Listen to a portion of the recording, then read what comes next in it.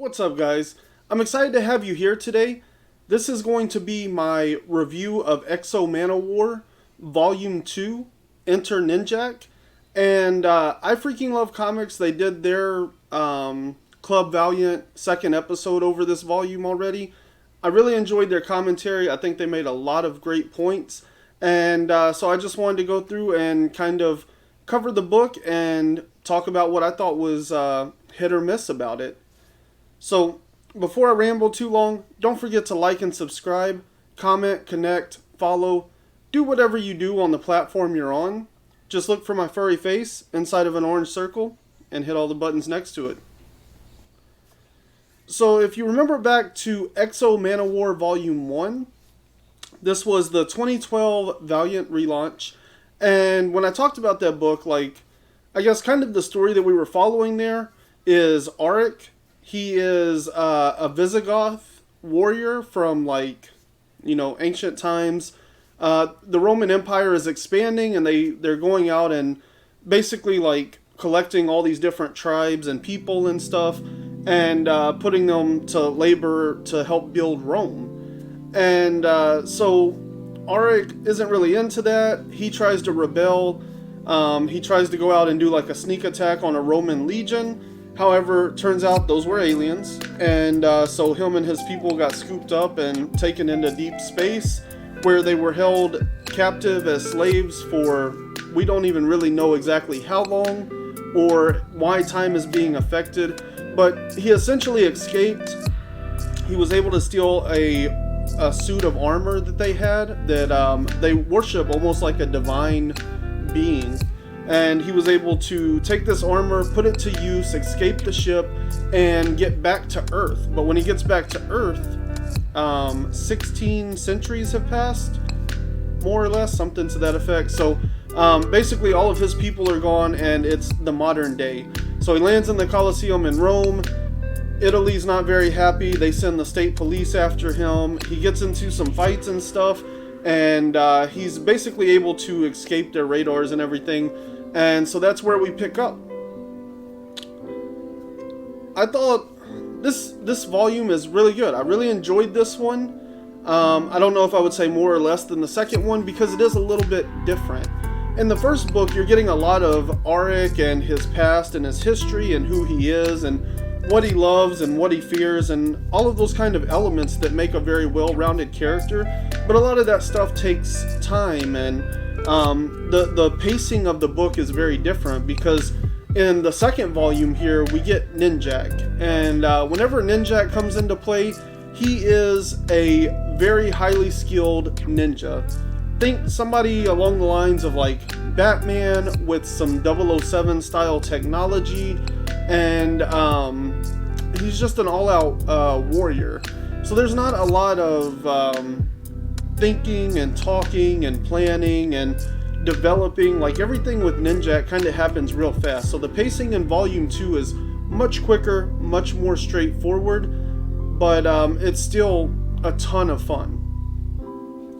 So the first issue here, number 5, it opens with Aric landing basically out in the countryside, the Italian countryside, right? It's just rolling hills and meadows and stuff like that. And so he basically lands there and pops off his helmet, and he's just trying to relax and kind of gather and orient himself and understand where he's at and what's going on. This little girl comes up and starts talking to him, and then her mom comes running up because the military is pulling up, right? So Aric is getting kind of frustrated because he just wants a break so he can kind of get his bearings, and the military is not willing to let up. So he kind of destroys their vehicles to make his point, and then he's out of there. And whenever he leaves there, then we see he lands in the deep forests of Peru, and he's just I'm gonna go the other side of the planet where there's nobody at, and I can just get away from all of this, because he's very lost and confused, right?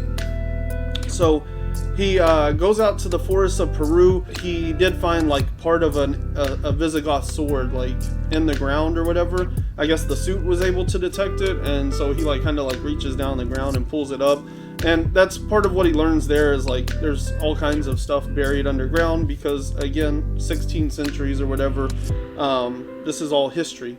So whenever he goes to Peru, he's in the river bathing, and he kind of like shaves with the sword and stuff, and that gives him a flashback to his wife and his family and everything, and a time that she shaved him. And I think it's also supposed to represent trust, because she has a very sharp knife, and she's like shaving, right along his neckline and stuff. So to me, that represents like how much he trusts her and how important she is in his life. And that, his wife was an extension of him. He loved her very much. And so he kind of goes through that. Well, the Vine, the aliens, they're really not interested, and they have one of their gatherings. And in this gathering, they basically, Alexander tells them that like he's going to go get the armor. He's going to go get the armor of Shandara. He's going to take it from this human that was able to somehow bond with the armor, and he's going to take it back and get it back to Shandara, because he doesn't want them to invade the planet. And so that kind of becomes an important point of his character, is that he's almost like Superman or something, right? He's an alien that has basically lived his entire life on Earth, and he's become fond of humans, and he's become fond of the planet, and he really seems to see it as his own home. And so while he thinks of the Vine as like a superior species, he also doesn't want to lose the home that he has. And so it's kind of this thing where like the Vine are going to invade Earth to get the armor back, but Alexander doesn't want them to invade, because he doesn't want the planet destroyed, and he doesn't want all the secrets revealed. And so that's kind of where we pick up there. So he takes like a military black unit, like they come in with a black helicopter and everything, and they're coming into the forest of Peru. They were able to track down Exo based on some the energy signatures or whatever. So they know where he's at. They fly this helicopter in, and like Exo completely wipes the floor with them before they even get out of the helicopter. Like they have to abandon the helicopter because he has no problem. And in this scene, like he just completely destroys these people. I mean, it's like there's one guy he like grabs and just like forces his head underground, like an emu or an ostrich or something. Like it's crazy. Like, and at one point he like punches, like they throw a grenade at him, and he catches it. He looks at it, and he's like, and just like punches through this guy's stomach and just leaves the grenade in there, and it just, so he makes a display of gore and violence, and I think that kind of set the tone for this entire volume, because Ninjak is also a very gory, violent character. And so I think while it's very possible that somebody like 13, 14, 15 was reading volume 1, I think they kind of wanted to set the tone out front, like if you're not comfortable with this, it's about to get worse, So that might be what that scene was for exactly, but it also showed us the side of Exo that like he's a warrior, like he's a ruthless warrior. He was trained to fight and to kill and to live battle every single day, and so this fight is nothing new to him, but he's very angry at how they're basically interrupting his silence. So from there, we learn that the Vine are losing faith in Alexander. Like this dude promised to get the armor and bring it back, and then he just basically does nothing. And so another Vine contact, one of these planetside guys, he calls up Ninjak. So you see Ninjak introduced, and he's like finishing a job, and he's like, yeah, no problem, I'll go out there and I'll take care of this guy, no issue. And so then we cut to Aric. He kept Alexander, like he killed everybody else in this black unit, but he kept Alexander because he seemed important. And so he's basically like, he's got that little sword, and he's like, twisting it in his Alexander's shoulder and stuff, and just like trying to get information out of him so he can find out like what's going on and why they're after him and what's so important to them, and like all these things. Like Aric doesn't know anything. He was kidnapped, he was on a spaceship, now he's in the present. He doesn't really know anything about the armor and stuff. It's just like this whole thing of him trying to find out what's really going on. And this is kind of a cool moment because Alexander reveals quite a bit here as far as like what he knows about Aric, that he was a slave on the Vine ships and all of that, you know. So he clearly knows quite a bit about Vine culture. So as that's happening, we see, you know, all of a sudden, like a ninja blade or a ninja star comes by and like cuts off part of Aric's ear. He's kind of concerned. When he turns around, he gets hit in the chest with 2 more ninja stars. And then he calls on the suit, and just as it's about to like wrap around him, he faints. Like everything starts to get fuzzy, and then he faints and passes out. And Ninjak basically reveals like they were poisoned ninja stars, you know, like what'd you think I was gonna do? So he basically got the drop on Exo, and now we have a passed out Exo Manowar. So in issue 6, we open with Ninjak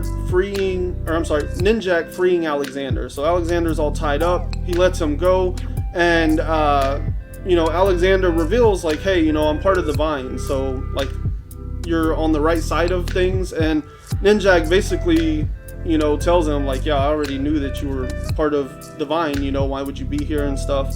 And he also like kind of makes the point that they assume that Alexander's dead. Nobody knows that this guy is still alive. They think he's dead. And so as part of the Vine with the gatherings and everything, they should know that he's alive, but they also seem to think he's dead. So, you know, there's stuff going on here that kind of gives Alexander an out, right? It gives him the ability to be a rebel, because if he was still connected to the gatherings and they all knew that he was alive and everything, then he would kind of, you know, not have the same opportunity to, you know, kind of become his own, not like his own person, but kind of do his own thing, you know. He would be under direct orders. So now he's kind of got like this way out.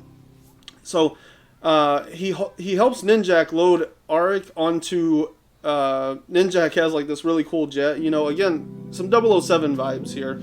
So he has this really cool jet, like they load up Ninjak, and he's restrained down on a table and stuff with a bunch of like tubes and stuff connected to him. I guess to keep him alive. And so they're on the plane, they're flying, Ninjak's flying the plane, and Alexander's sitting there next to Aric, and he like logs into a gathering, right? So, and he's in this gathering, and basically everybody's surprised that he's still there. And you know, so like he's kind of revealing like, yeah, I'm still alive, you know, and he's kind of there to like get some information.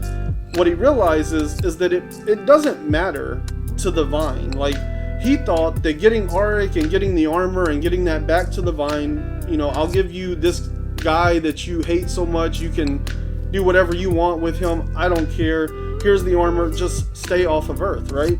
But whenever he's in this gathering, what he finds out is that they don't care. They're going to come and invade Earth regardless of how this whole thing went in the first place. So now Alexander's kind of on the outs here, right? He's got Ninjak flying this plane that he suspects is, you know, Ninjak is working for a Vine guy, you know, much like Alexander himself. And so he realizes like he's kind of in a tough, precarious position. And so whenever he comes out of the gathering, what he does is he like basically wakes Aric up, like unhooks everything, undoes his restraints, and kind of like starts to wake him up, you know. And Ninjak kicks in the door and comes in and like starts throwing ninja stars and stuff. Alexander don't really stand much of a chance, but suddenly Aric is there. He's got the armor on and just, you know, so he's ready to fight even whenever he's down and out, you know. So again, this is that warrior mentality that they showed us way earlier in this volume.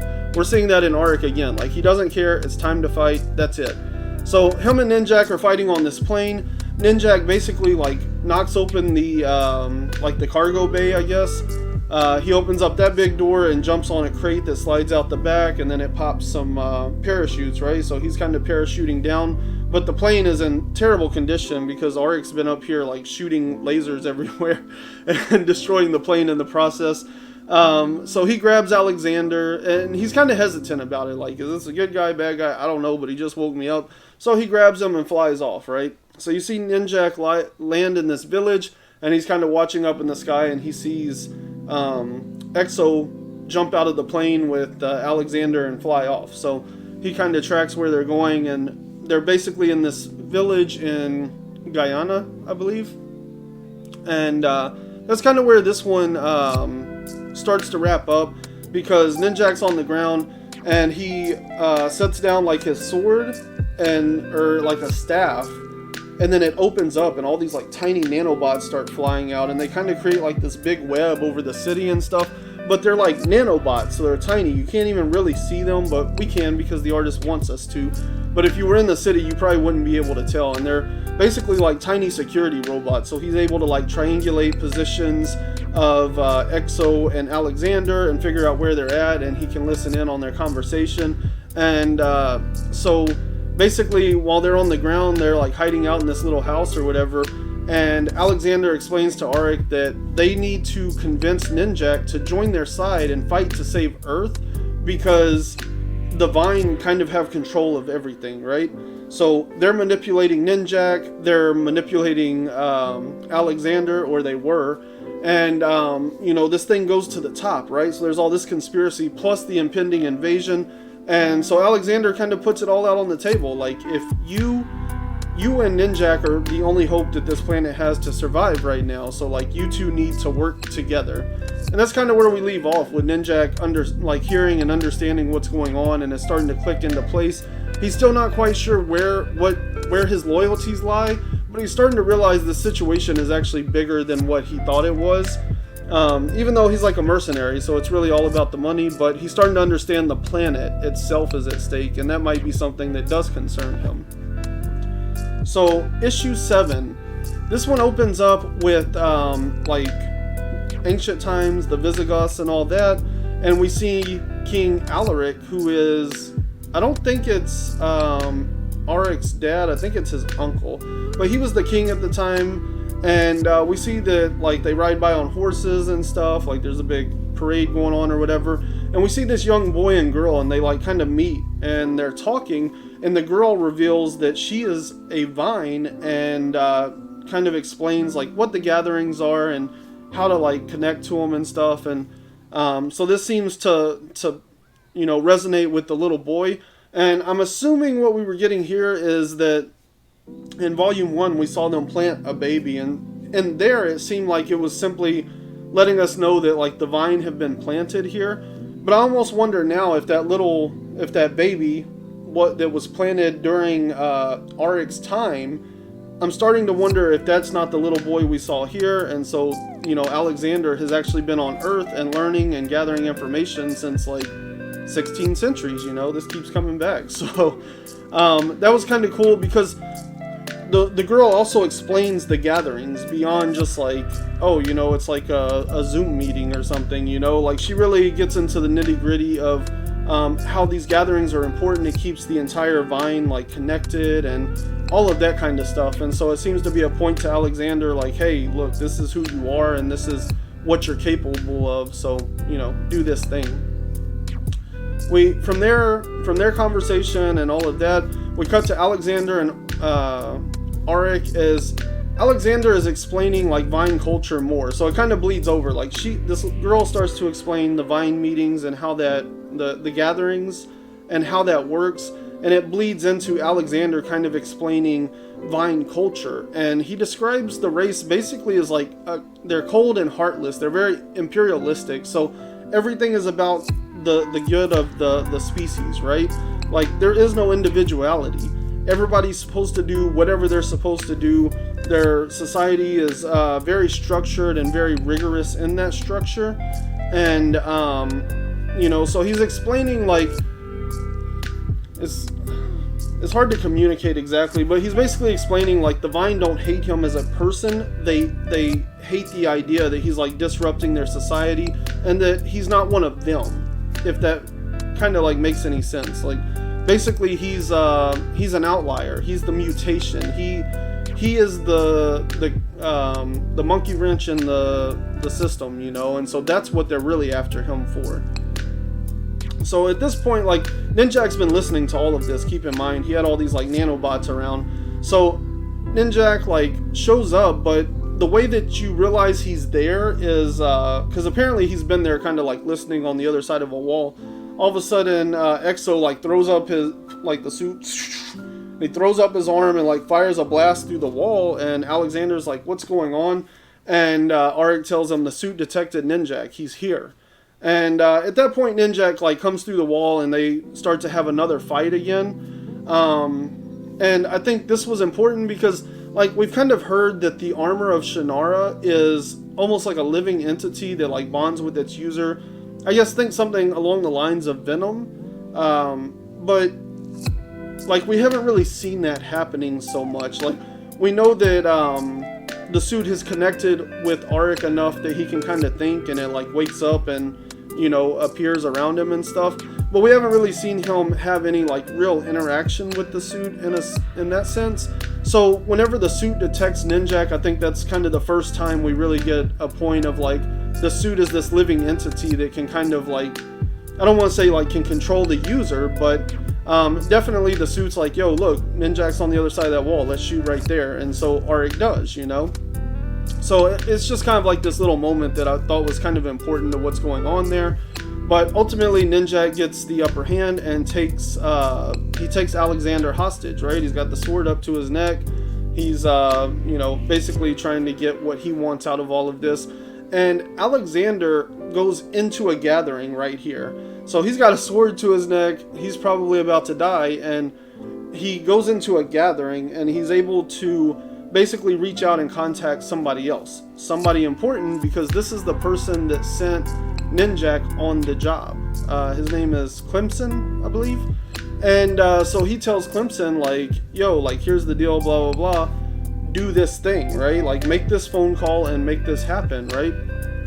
And so like right after, so he leaves the gathering, Ninjak still got the sword to him, but then his comm comes on and it's Clemson, and he's like, yo, I thought you were working or something, blah, you know, basically has a conversation that represents everything that Alexander and Aric were trying to tell Ninjak during this fight.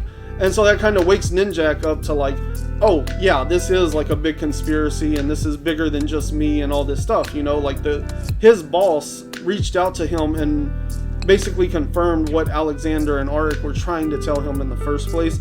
And so it kind of breaks Ninjak down to this point of like, all right, let's have a truce, you know, I'm not going to fight with you anymore because clearly what you're saying is true, right? Alexander's telling him, you know, we're going to be invaded and you're the heroes that the world needs. And so it kind of breaks Ninjak down, and he gives into it. And so from there, like they've created this truce, and what they're going to do is go to MI6 and basically clean up the Vine problem, right? We're going to get rid of all these people that are connected to the Vine, because that's part of the deal. Is like, it's not just Clemson, it's like the whole staff at MI6, like all the secret agencies, the CIA, the MI6, the whatever, you know, like all of these people are not actually human. They're all like Vine people that have been planted for, we don't even know how long they've been planted here. So, we get like Exo and Ninjak are like making this truce. They're ready to do what they have to do. And then we get this scene at the end where Alexander basically uses like his, you know, status, his diplomatic status, I guess, to go see an old friend who is like the president of Guyana or whatever. And he convinces him like, we need to go to MI6. And, you know, that's pretty much where this issue hangs up. And so then we move into issue 8, and issue 8 is like pretty action-packed at this point, right? So it starts out, we see Aric basically in the time period like when he was kidnapped by the aliens and stuff, although they're not there at the moment, but it's that time period. He's like a young adult, and he's supposed to be learning to lead these legions because his dad and his uncle have been training him to be a leader and a fighter and stuff. But what we see is like he's a hothead. He's always ready to run into battle. And his dad and uncle are very much like strategists and planners, right? So they're trying to teach him, you don't just run into battle, you have to like make sure that you have your armies in place and that they're always there to help you, or else you're going to get captured, or you're going to get killed, or everybody is going to die because you just want to like run through the door, you know? And at the end of this scene, basically Aric says like, I don't care, even if there's not an army to my back, I will fight until I die by the sword. And so that's kind of telling you like, you know, basically he has a death wish. He's a warrior, and that's it. Then we basically show up at MI6, and Exo is already there, and the plan is pretty straightforward. Exo's just gonna like attack the building, and then while everybody's fighting him, Ninjak's gonna kind of sneak in the back and go in and take out all the people like Clemson that are gonna be well protected. So that's what goes down. Exo just starts unloading. He's like destroying the building, like blowing holes in the wall. Everybody, like all these people start coming out of the building. They're shooting their guns and stuff, trying to do something. He's taking it all like it's nothing because he's got this awesome armor. And then they pull out these big like cannons and start shooting at him. And one of the shells explodes really close to him and knocks him out of the air, right? So he falls into the water, and we're not sure exactly what's happened to him at this point. But we cut to Ninjak, and he's like going through the building, just like floor after floor, just taking out Vine, right? Cleaning up. He gets to Clemson, he takes out Clemson, so now that problem's gone. And at this point, we see Exo rise out of the water. It seems like he was, I don't know if he was unconscious, but he was definitely shook. And this is important because it lets us know the armor is not invulnerable. And maybe it'll get stronger as Aric, builds more connection with the armor. But we don't know that specifically. We just know that that those cannons they were using was enough to at least concuss him for a few seconds. So that's interesting because it means he's not invulnerable, as he was kind of presented in the first volume. So yeah, Ninjak goes ahead, clears out the building, takes care of the problems, and from there, they land outside, and Ninjak and Exo, they kind of have a conversation where they basically agree until the world's safe, they'll have a truce. We'll have a truce until it's not needed. So until the world is safe, they're not going to fight each other. But once the world is safe, Exo wants a piece of Ninjak. He really don't care for him much. So really, they don't care for each other at all. So that's pretty cool. And then we see some more people come in helicopters and stuff, but Exo and Ninjak have it at this point. So that's no big deal. It's just a great little action piece to round things out. Meanwhile, Alexander, he joins a gathering thinking kind of like how he did with the president of Guyana and with Clemson and stuff, where he's still kind of on the outs, but he has the network and the connection. And so he's thinking he's going to log in and get some extra information and find out what his next move needs to be. And instead, they basically call him out, and they're like, yo, we know that you're working with Exo and Ninjak. We know that you did all this stuff at MI6, and so you no longer have our support at all. So and then whenever he snaps out of it, Ninjak's standing there. I think it's either Ninjak or Exo is standing there, and they have a dead guy in their hand, basically, who had a knife in his hand.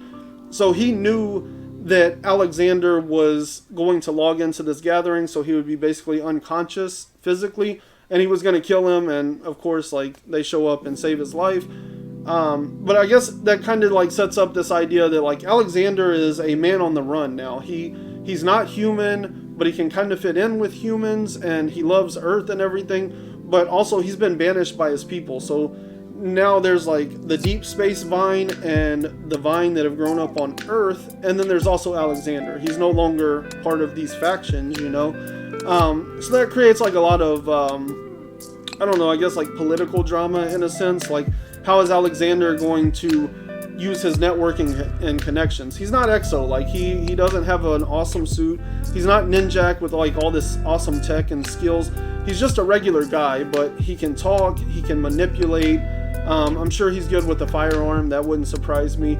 But all in all, he's just a regular person. And so that's going to create this opportunity for him to kind of be a politician of sorts, I guess, And then we just get this final page that shows us the Vine are headed for Earth, and they're going to come here and destroy the planet. And they're willing to leave the entire planet completely decimated if that means that they get the armor of Shandara back. So that's what the final scene shows us, and kind of sets up the third volume, which will actually be the next one we read. However, I do think after the third volume, I'll have to recheck the list, but I think after the third volume of Exo, then from there we're going to be moving on to something else, maybe Harbinger. And this is simply the way that the timeline of the full universe is built. So think of it sort of like the MCU. Sure, there's Iron Man 1, 2, and 3, and there's Captain America 1, 2, and 3, but there's also all these other movies and team up movies and different things that take place in between some of these sequentially numbered things. So Exo Manowar 1, 2, and 3, like these are all the beginning of the universe, and then from there we're going to kind of go read a couple of other things, and I think we come back to some Exo a little bit later down the line. So that's what the future holds. I'm really excited to continue building this universe. We now have Exo and Ninjak, and so that's gonna lead to some great roads down the future. As far as Volume 2, I really enjoyed it, but it's a much different volume than the first one. Like I said, the first one was a lot of drama. You know, there was some action to it, but it was a lot of drama. It was a lot of talking and developing character and the world that this character exists in, and establishing a lot of stuff. Whereas Volume 2 brings in Ninjak like right from the beginning of the first issue, and anytime Ninjak's involved, it's very like action heavy, you know. And so it was a really great issue. I really enjoyed it. It's hard to compare 1 and 2 though, because they're two very different things. In this issue, I really like the fast pacing. I thought that was great. We got some really cool stuff with Aric, and we got the Exo Manowar suit kind of like bonding with him and stuff. I think I would like to see more of that. I wish they had done just a little bit more with explaining what it really means to be connected to this suit, but they really have created unique characters here. Ninjak, like I said, it's more like 007 with Batman or something, you know, just merge those two. Exo Manowar, like, I don't know, he's a man out of time. It would almost be like if you put, I don't know, like Thor. Yeah, honestly, I would compare Exo Manowar to Thor more than Iron Man. Anyway, I digress. Like, the Valiant universe is really cool. It's got a great cast of characters, and I've really enjoyed everything that I've read from them, especially going back to the beginning of this modern era of Valiant. So I would definitely suggest Exo Manowar Volume 1 and Volume 2. I'm sure I'll suggest Volume 3 when we get there. But this is my review. I really enjoyed it. I thought the paneling is still pretty simple. There wasn't a ton of complicated things, but it did upgrade a little bit. There's some great like action shots and splash shots and stuff that are slightly more advanced than what we saw in Volume 1. But at the end of the day, like it does a great job of telling the story and really rounding out the characters. I didn't think Alexander was going to be anybody, but they've kept him around and they've really developed him, and he's kind of a key element. I don't know if he's a key element to the world or the Valiant universe, but he's definitely a key element to the story that's being told right now, because if he wasn't giving us a lot of this information and background on the Vine, like, you know, pretty early on, I think in the first or second issue, he really gets into detail as to like what the gatherings are and what Vine culture is like, and how they are a species that's very different from you know, humans. There's a lot of really interesting elements that have been seeded here. I cannot wait to read Volume 3. In fact, I might actually do that today because I'm pretty excited about it. So I'll definitely be reading that soon. I don't think the Club Valiant for it is still like another week and a half away, but why not get an early start on it? So that's all I have for you today. I really enjoyed Exo Manowar Volume 2, and I'm excited for Volume 3 and the rest of Club Valiant. Until next time, keep flipping pages.